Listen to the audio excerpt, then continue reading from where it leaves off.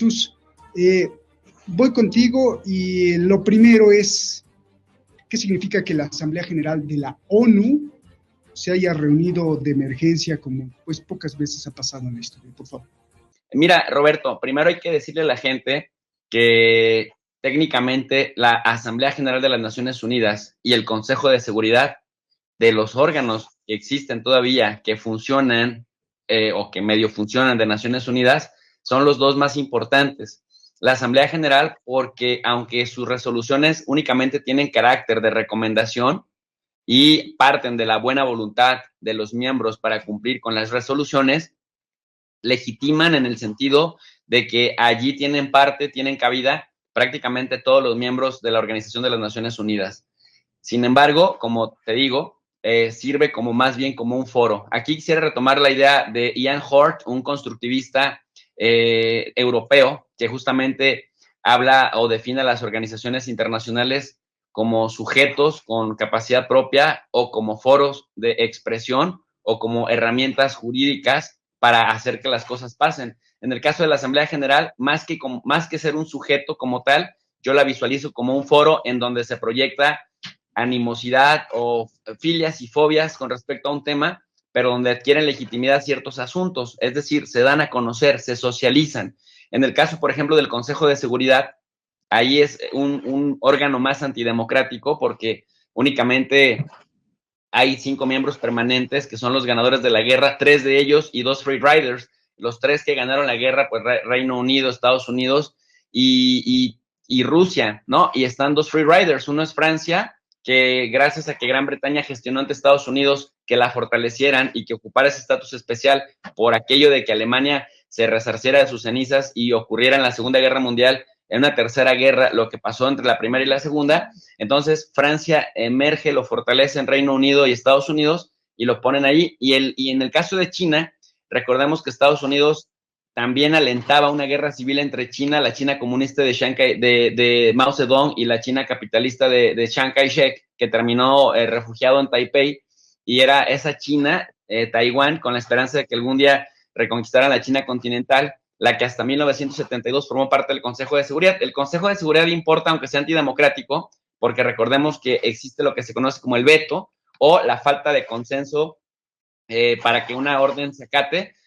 A diferencia de la Asamblea General del Consejo de Seguridad, sus resoluciones sí tienen capacidad coercitiva, vinculante o son obligatorias, puede sancionar económicamente, puede mandar fuerzas de paz o puede mandar un ejército a atacar. En ese contexto, pues, también hay 10 miembros no permanentes que se supone que son representativos de todo el mundo, aunque hemos visto que aunque el trabajo de las Naciones Unidas se da hasta en un 75% en el continente africano, África está subrepresentada mientras que Europa está sobrerepresentada, porque además de los miembros permanentes como Francia, Rusia e Inglaterra, que están como miembros permanentes, pues también le otorgan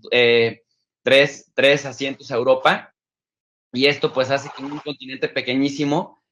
por más países que tenga, por más divisiones y fronteras que tenga, pues no se equipara, digamos, a África o a Asia Central, que es en donde se lleva a cabo buena parte de la actividad. Y bueno, sin embargo, no hay una proporcionalidad de representatividad. Estos no permanentes están ahí cada 2 años, van rotando. Y la gran diferencia, pues, entre el Consejo de Seguridad y la Asamblea General, a pesar de sus asegúnes, es que sus resoluciones sí tienen carácter obligatorio, incluso son más obligatorias que las de la Corte Suprema de la Corte Internacional de Justicia, que aunque tiene la facultad de velar por las diferencias entre los estados, realmente depende mucho de la buena voluntad de los estados si las acatan o no las acatan. Bueno, pero también, como decía Ian Hort,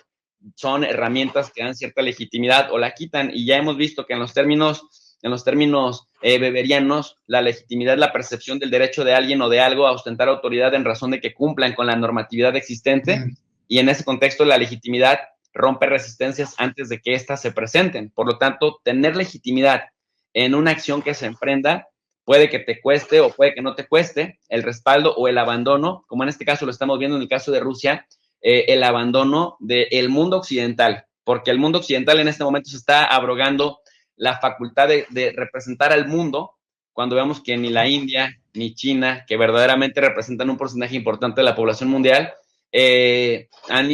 han sumado estas sanciones que los europeos, Canadá y Estados Unidos y algunos países en América Latina sí han hecho. En ese contexto, pues, lo que vamos a ver en la Asamblea General, Roberto, más que algo de carácter coercitivo, va a ser algo que quite o dé legitimidad para que se le otorgue validez o no como interlocutor al que en este momento están definiendo los medios de comunicación como el otro, como el que amenaza la paz. Y casualmente, y con esto cierro mi comentario,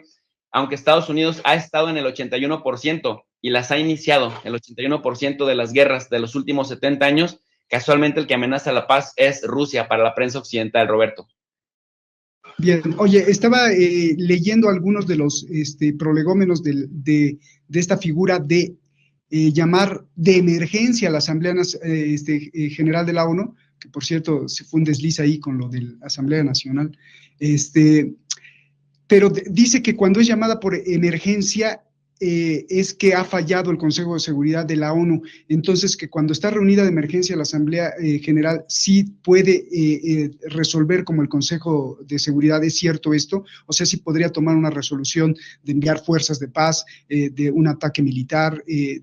o esto es mentira. Es una trampa jurídica de Estados Unidos y de sus aliados, porque en el Consejo de Seguridad, cuando Joseph Stalin, el ex mandatario de la Unión Soviética de los años 40, que murió hasta el 52, se dio cuenta de que lo iban a estar mayoriteando en el Consejo de Seguridad los aliados de Estados Unidos, es decir, Gran Bretaña, que tiene una relación incestuosa con Estados Unidos,